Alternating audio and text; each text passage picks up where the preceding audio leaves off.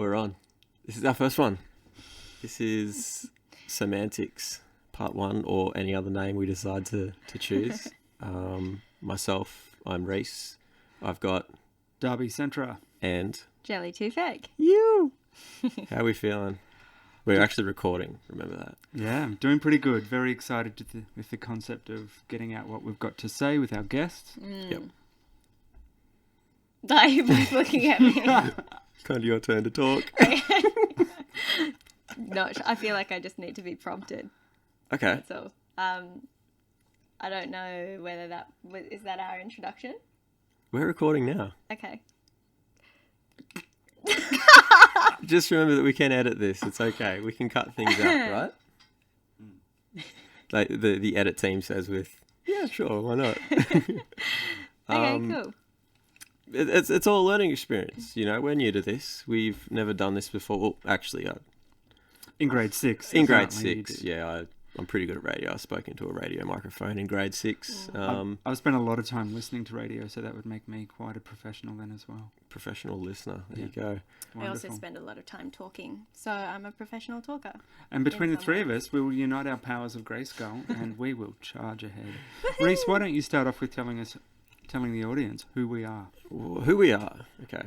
So we are essentially a podcast team that, through the desire of getting and reaching people with the power of osteopathy and other manual practitioners, and breaking down those misconceptions that there seems to be, I feel that every osteopathic person, student, practitioner, whoever, when they say, I do osteo, the response of the person is generally, oh, so that has to do with bones, yeah? I get that all the time, and I kind of just got sick of explaining things, and I thought, well, why not make a podcast up that explores osteopathy, what it's about, brings other practitioners in and discusses their methods of treatment and diagnosis and things that they focus on, and then, you know, just make an interesting podcast about what each practitioner is. It's as simple as that. Yeah. And depending on how we go, depending on how many people we reach, it could be something substantial, which I hope it is, or it could be something that is left in the bin. Either way, it's all a learning experience, which I think we can carry on. I think for me, the idea of getting to explore thoughts, I had a conversation with someone the other day and they said, so what is osteopathy? And I didn't know how to reply. And I'm curious if some of our guests, like some of the fourth years, some of the graduates, some of the people that have been working in the industry for a long time, can answer that in a really succinct way. And for audience members out there that aren't osteopaths, that are curious about what it is that we're talking about, I think that we really have the ability in the principles that guide osteopathy. You know, the body is a unit. We have these structures and functions within ourselves. They are broad-ranging. They are the reasons why perhaps people go to see a GP or they go to see a chiropractor. We come at things from a broader perspective again. And through this podcast, we have the availability to explore not only our own ideas of how we get to where we are, us little novice first-year osteos, who will, in the next 4 years together, explore great ideas, but we'll nut out some ideas with people that we respect as well. So stay tuned. Absolutely. What do you think, Joe? I think, what you're both saying is spot on. I remember it just brings me back to when I was asked what osteopathy is by my girlfriend's parents, and I pretty much told them it was on point with holistic health. So the body has ways of communicating with us if there's something wrong, if there's dysfunction. Different practices will focus on different systems or different regions of the body that can communicate that with us. So chiros, more so the nervous system and the spine. Iridologists will look at the iris in the eye and would be able to tell us if there's dysfunction elsewhere in the body as well. It goes down to, usually in Western medicine, we've got the general GP and then we've got specialists. And with osteopathy, we're integrating all of those specialties and looking at the whole body and seeing what it's trying to communicate with us. However, the response from my my in-laws was, "Oh, so it's a lot like Scientology." So I think in this podcast, I'd really like to clear up any grey areas and educate just the people if they have any questions about what's involved with diagnosis or treatment, what they could expect with a consultation, and where osteopathic medicine is going in the future, or just medicine as a whole. Yeah. Yeah.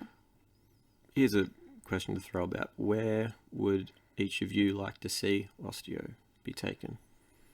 Start with Darby.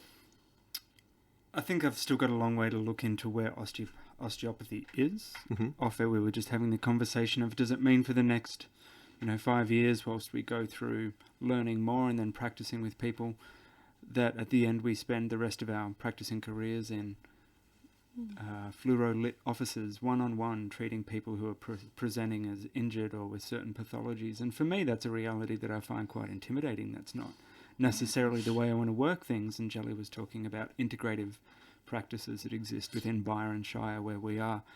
And that's the part that I find exciting. I hear of different practices, old lecturers from here working in India and working on with this kind of modality with people from various backgrounds, not necessarily a fringe of people who maybe live in major metropolitan areas of Australia who can afford to go and see an osteopath. And so I don't necessarily have a clear image of where I want to be or where I see this practice going, but I have a really keen curiosity to see how I can make who I am fit with where this is going. Yep. Yeah.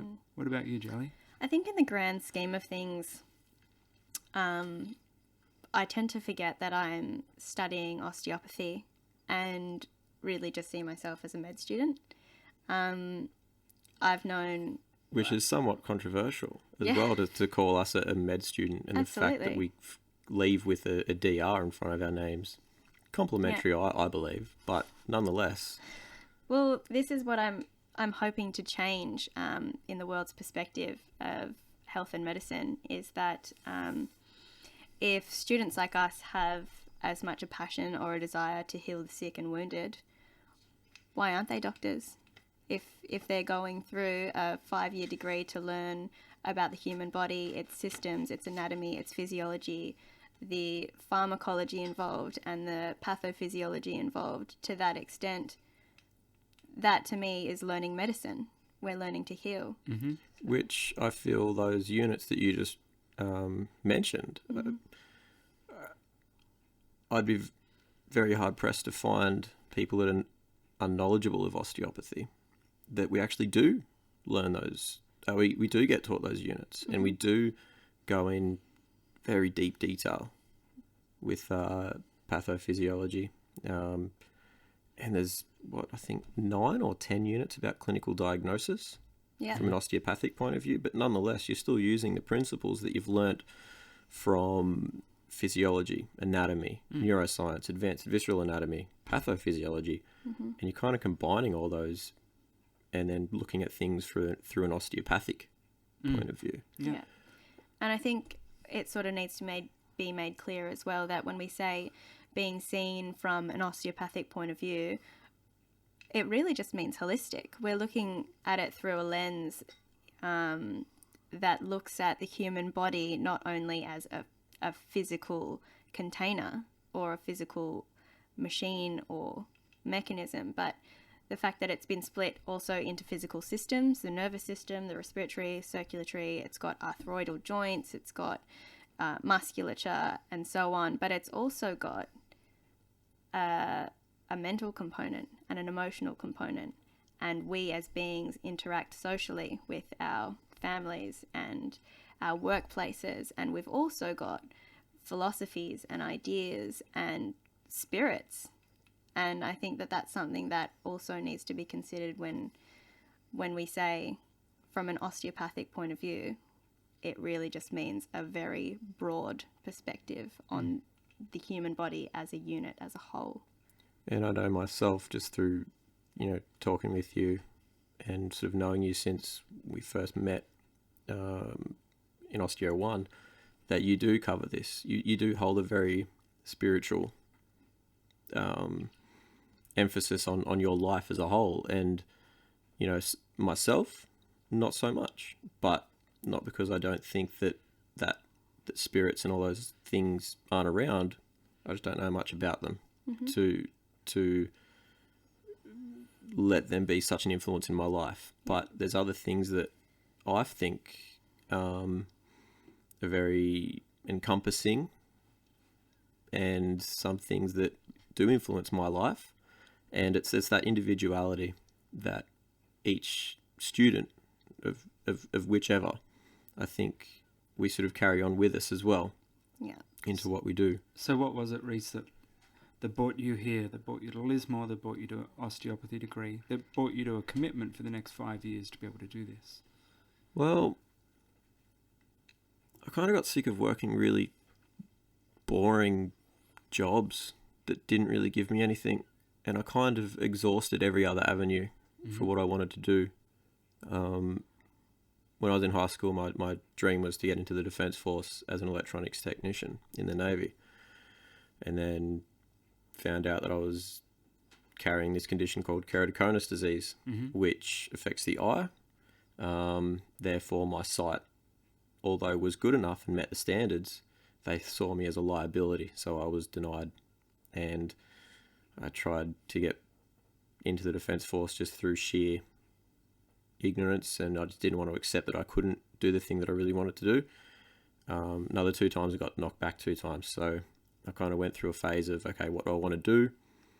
And then at this time I was working in a bar, exhausted of that, and then I got a job in a gym, and I met this, and I still consider him like one of my big inspirations, my boss back home, Tony. Yep. He's an exercise physiologist, and working in the gym with him and asking him different questions about people that would come in with certain ailments, he really influenced me and motivated me to look at medical books and physiotherapy books and books of the human body to sort of better understand what I'm being dealt with. Great. Or what I'm being faced with. And then that kind of sparked the idea of, okay, I'm going to go to uni. The one thing that I absolutely hated. I never thought that I would ever enjoy university. Turns out it's one of the best things that I've ever done, and somewhat, it's one of the few things in my life that's given me purpose. Yeah. So it's something I hold really dear. But I came up to Lismore studying sport and exercise science, not to get into physio, not to get into physiology, just cause. Yeah. I knew I wanted to do something in sports. I was more leaning towards the biomechanics side of things. And then one day in a past class, I was talking to Sonny, and asked him what he studies at uni, and he said osteopathy. And my response, like everyone else's response, was, "Does that have to do with bones?" And then he looked at me with the look that I give people now of, "Well, yeah, but..." And then he explained it, and I was like, "Wow, this is fascinating. This is what?" That didn't really, click with me. I was like, how can something have to do with all of this? It didn't make sense, and I was really intrigued. And then I called up Tony. I said, "Look, I'm thinking of changing my degree. What do you think?" And he said, "Mate, I think it's a great idea." So I did it. Great. And then from that day on, I've kind of found myself in this somewhat never-ending journey of understanding what osteopathy is. But, just like Jim says, the more you learn, the more you realise you don't know. And the more there is to learn. Yeah, exactly. So it's this, I guess, journey of knowledge and understanding that will never really come truly, which I find really awesome and beautiful. Yeah. So, that's what brought me here. Great. To do this podcast, to better understand it myself, to talk to really interesting, fascinating people, and I guess to put myself in an uncomfortable situation. To test the boundaries. Yeah. What about yourself, Jelly? Oh, okay. Well, I also studied exercise science down in Melbourne. I finished the degree and opened my own practice. And after treating about 5 or 6 patients on a regular basis, I just felt as though I was an overqualified personal trainer, and was faced with the question, what happens when somebody with a serious injury comes in? So this was a 3-year exercise science degree that was primarily athletics based, primarily biomechanics based. So the injuries that I was rehabilitating were mostly to do with sprains and strains, muscles, ligaments, tendons, that sort of thing. And they became second nature to me. That was easy. But then I had a patient who had a slipped disc between L5 and S1, and I freaked out. And I was like, I don't know what to do with you. And then it occurred to me I would have to refer him on, but I didn't know anyone to refer him on to. And then stemmed this entire roller coaster of thoughts that, why do we have to refer people with certain ailments onto so many different specialists? You know, I might have to refer him onto a surgeon, just depending on the extent, or a chiro, or a physio, or an acupuncturist if his chi's out of balance, or something. And then what usually happens is, and what I've seen happen with my dad who's got a lot of injuries, or my sister who's got a lot of illnesses, they get passed around from person to person, from specialist to specialist, getting referral after referral. And what happens is, from a mental perspective and from an emotional perspective, they start to lose faith. And they start expecting the practitioner that they're being palmed off to cure them or to restore their healthy state. Yeah. And what I want to be able to change is the fact that our health, every single one of us, our individual state of health is our own responsibility. So if you go to a practitioner, an osteopath, a chiro, a physio, whatever, with the intention to get better, you're more likely to get better. Whereas if you go to one of these therapists hoping that they're going to fix you, or thinking that it's, or, you know what I mean, like anticipating that they're just going to palm you off onto someone else, or focusing more on the fact that it's costing you so much money or something like that, you're less likely to regain that healthy balance in your body. So, after closing down my practice and seeing an osteopath myself for my own injuries, I realized that I wanted to look at the whole body from a holistic perspective, not just at the muscles, ligaments, bones and tendons, but at the nerves and the blood vessels and the pulmonary system and all of the viscera in your GIT. And I wanted to be able to answer all of the questions that any patient threw at me.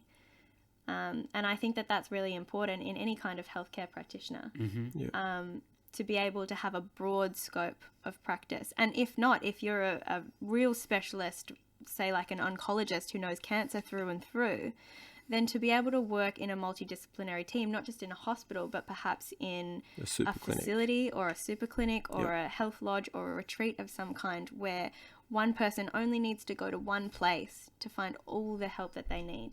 Yeah. So they're not, they don't feel like they're being pushed from person to person, or have to travel distances or pay heaps and heaps of money to get an answer months or years down the track. So much more convenient as well. Absolutely. Darbs, yourself, brought you on this journey of osteopathy. Well, I think sitting here, I wouldn't say call myself a senior necessarily, but being someone that's a little bit older, I wouldn't say I've had many careers. 65.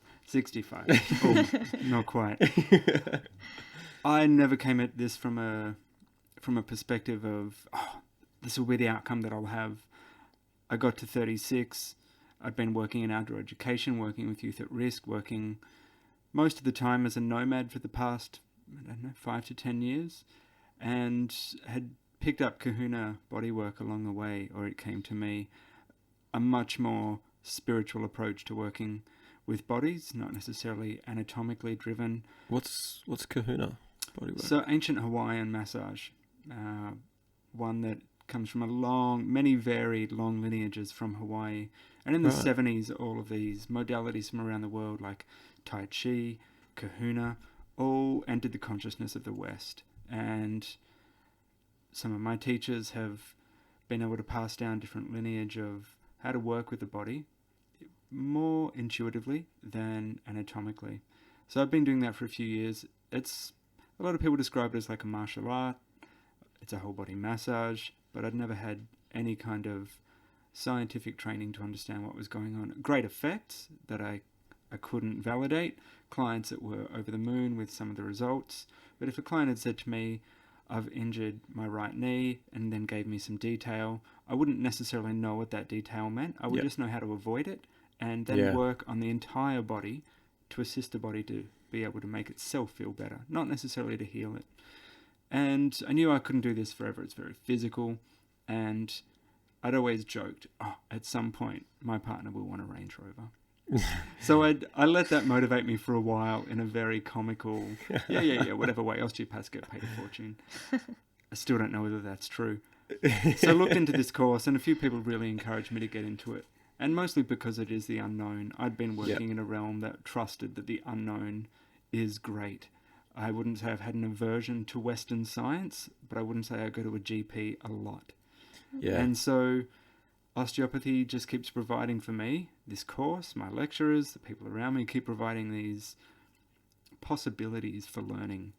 They don't end in full stops. They end in, a ... or a to be comma. continued. Yeah. Yeah. And that's the sort of knowledge that I really want to pursue. And I think that if we can claim that we have an understanding of what health and healing is, then it's not where I want to be. Yeah. We don't understand. And the more I'm learning, even as a first year, is that the books are full of, and that part we still don't understand. Yeah. This area needs more research. That journey into perfection that we might never get or complete understanding. Yeah. I found myself in a very similar situation to both of yous. When I'd have someone come in with some sort of ailment, like their back is sore or they want to get stronger. Because I was working in a gym with a certificate for, so I could give training programs out, which was great at first. I absolutely loved it. But then I got to the stage of I'm getting sick of having to feel like a fraud, after a while of, these people expected me to know all these great in-depth answers as to how they injured this and that. And coming from a certificate for, which in hindsight, after my first year, because I've been in uni for 2 years, but osteo, I started this year, technically. When I did my physiology units, I called up Tony and I was like, mate, I don't know how I was even allowed to work in a gym with the amount of knowledge that I did not have. So much. And, I never did it to hurt people, but a lot of times when people would ask me questions about, what does this do and why does this do that? I'd be talking out my ass most of the time because I didn't know. Of course, if it was like a serious issue that, if I gave them a wrong answer or an ill-advised answer that it could worsen their situation, then I would tell them I don't know. But if it was just in passive conversation, man, it's because of this and this, and I know what I'm talking about because I work in a gym and I have a special shirt on, and come to me. Whereas now I can give those answers and it's very empowering. And it's I no longer feel like a fraud. And I think that education, especially as we're fortunate enough to live in a society where we can have access to this sort of education and we live with a government that can support us to do so. For me, I want to personally acknowledge that Cert 4s are valid, that exercise and physiology is valid. Absolutely. In this podcast, we really invite in people with a broad range of experience and at no point discount. Of course, we've all taken different steps to get to where we are. It's good you bring this up because we're not here to discredit anything. We're here to just, like I think I said earlier, just break down misconceptions and assumptions about whatever each of us do. Great. So, whoever's listening, if we offend you, then sorry, we're not meaning to. Yeah. But please come on and discuss. It's an open invitation. Exactly. We're not, we're here to bring people together, not to nitpick and be, Absolutely. And it is in our main mission as well to integrate many modalities of health and many different perspectives of medicine. And that's, in my view, what osteopathy is. It's taking every kind of specialty and chunking it all together. So would you consider, because I've always sort of toyed with this idea of, in the next 10, 15 years, there's not going to be a physiotherapist, there's not going to be a chiropractor, it's not going to be an osteo, it's going to be a super practitioner. They've taken the best aspects of everything. I think it'd take a lot longer than 10 to 15 years. Yeah, true. And a lot of these specialties do take at least 3 to 4 years to learn on their own. Yeah. So I think that it's up to every individual to know or to be aware of their path and where their path is taking them, and to follow intuitively. Osteopaths don't technically get to specialize, but if there is an area of interest that you are more drawn to, then to follow that instinctively, and to collaborate with people of other practices or professions that you might not be as well educated in, for example. I think in the next century at least, what I would like to work towards getting off the ground is just having those multidisciplinary teams, not only in hospitals but outside in larger super clinics or retreats or lodges, where it just makes taking responsibility for your health a lot more accessible and a lot more convenient for people. And because it's in such a convenient setting, I feel it seemed to place more emphasis on the patient. Come to us because we have this, and this. Yeah. We've got a nutritionist, we've got a naturopath, we've got an osteo, we've got a physiologist. We're here to help you, rather than, oh, my friend, he's a physiologist, let's refer you to him. Oh, yeah, he lives in Ballina and you're in Byron Bay at the moment. Yeah. It's just more convenient. And like you said, like you said earlier, it's, if you go into a place with the intention of healing yourself, of wanting to be healed, you're more likely to feel that and get that response, which I suppose, opens up the topic of placebo, rather than someone that's doing it and worrying about the cost and worrying about if this is the right person that can help them. Whereas if it's all in one setting, it's, it's here. I know it's here somewhere. I was in a large shopping centre yesterday and there was a woman in front of me, and she, from her appearance, looked to be quite unwell and was using walking supports, and I was overtaking her, and to my right was someone selling a lot of sports equipment like treadmills, and I'd heard enough conversation from walking behind her, being the curious eavesdropper that I am. Which is why you're doing this right now. You want to know more. And I heard her say to her friend that she was walking with, oh, I'd like one of them. That'd save me money at the GP, pointing to the treadmill over on the right. And it just sparked that interest of people know what is inherently right for them. Like you were saying, Jolly, what is their intuition saying? And I think that she knew what she needed to do to pursue better health, but she knew also that to break out of the system that she was in, this Western medical system where she was going to get cured, would mean something even greater for her, this risk of stepping out. Yeah. And for me, that just really sat quite hard of, wow, why would someone come and see an osteopath, and what would that be? And I guess my question to you guys is, I mean, we don't specialize, but what is there in the future that, as we come possibly to the end of this little session, of what is it that you would specialize in? What is your passion that is intriguing you into osteopathy right now? Such a tricky question. But what I enjoyed most about coming to where I am now is this funny little journey where I felt like I was picking up on little signs that were, and I'm going to say it, thrown to me by the universe. Oh! There's that spiritual side. I can see people listening to this and going, oh, not another hippie. But whatever you want to call it, She's legitimate, fate, I promise. destiny, whatever. Picking up on all of these little signs, pointing me in the right direction. And I've dabbled in a lot of different sciences, and I'm a very firm believer in data and analysis and being able to measure anything that I want to research. However, it's this understudied, under-researched, but very often felt intuitive side of me that fascinates me, and that's osteopathy opens up that possibility. You know, it opens up the opportunity to explore that under a microscope.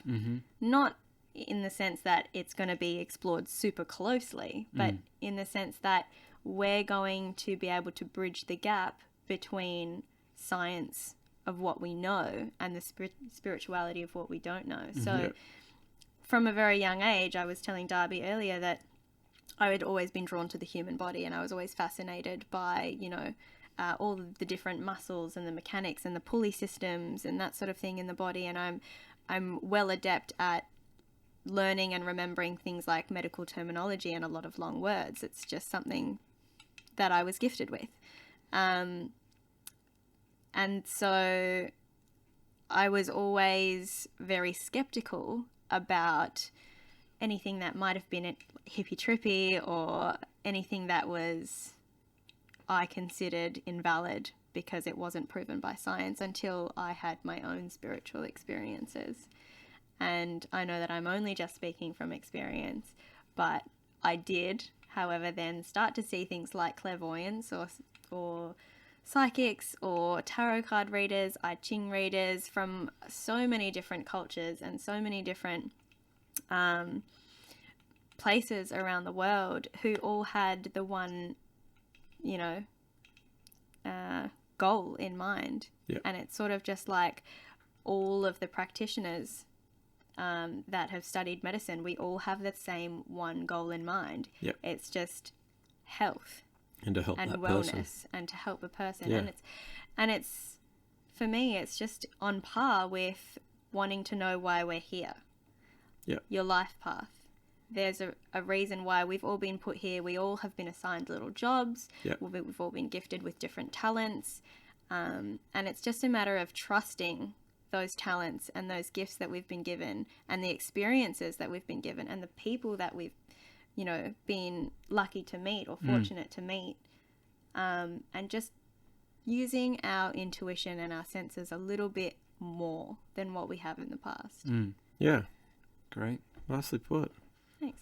I kind of forget what you asked, Darby, but I think it was something about what do we see osteopathy as ourselves or something like that? Yeah, as your projected experience. I mean, is there a particular realm that you're interested in? Oh, yeah.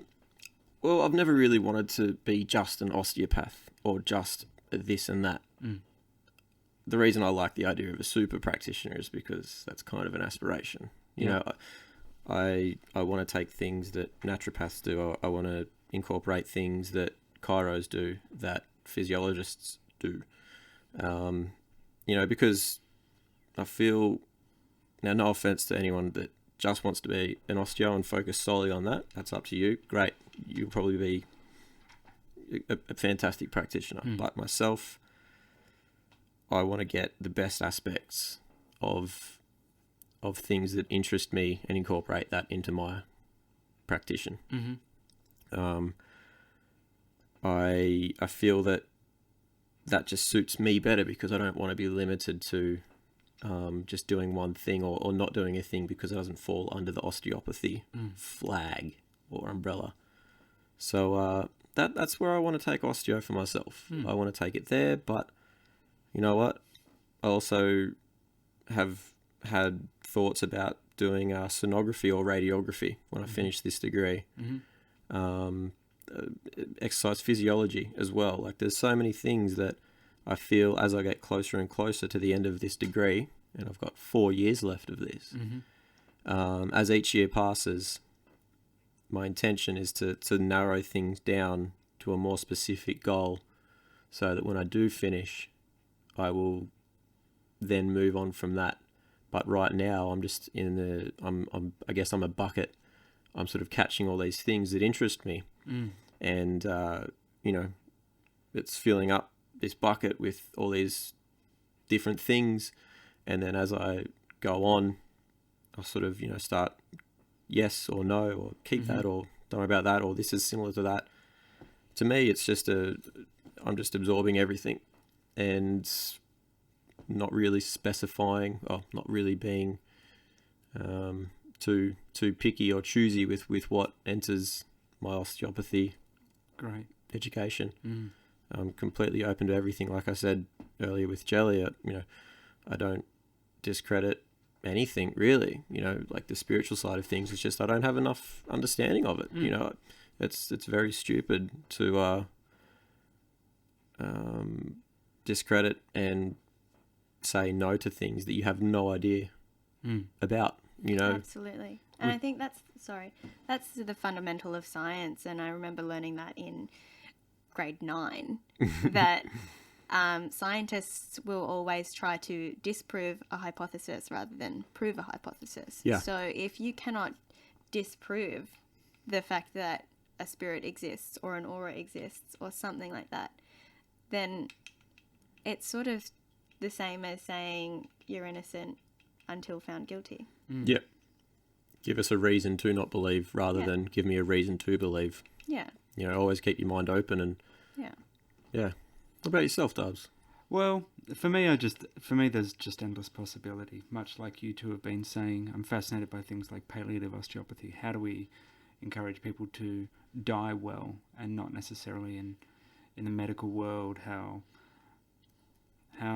in the past century have people been encouraged to die in hospitals or to have their loved ones taken away from them to be hospitalized for death when it's a natural process? Yeah. And conversely, the same with birth.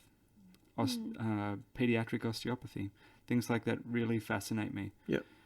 Not to discount or to take away from the importance of the medical system at all, but to work in complementary with, to work side by side with systems that do exist where our knowledge comes from, not just walk differently. And over the next few weeks, I know that we're going to be having some great guests in who will be able to help us to help educate other people, to keep on expanding the idea of what is holistic health and how does it work. And for me, that's my real intention in this podcast, is to bring in more people that are going to keep blowing open my mind to the possibilities of what can be for our futures. Absolutely. And I think that's a nice place to end this. Do either of you guys have anything else to add? I could personally talk like this for hours and hours, but we've got things to do. No, I think we've pretty much covered who we are and what we want to do. In a roundabout way. Yeah, in a very roundabout way. So if you're interested in any of the future podcasts to come, find us on campus over third or first session next year. I'd also like to thank Lexa for their support in putting this together, the media unit. Absolutely. Thank you. Cameron and Corey sitting in the corner here helping us out. The watchful mothers. But first one done. How do we feel?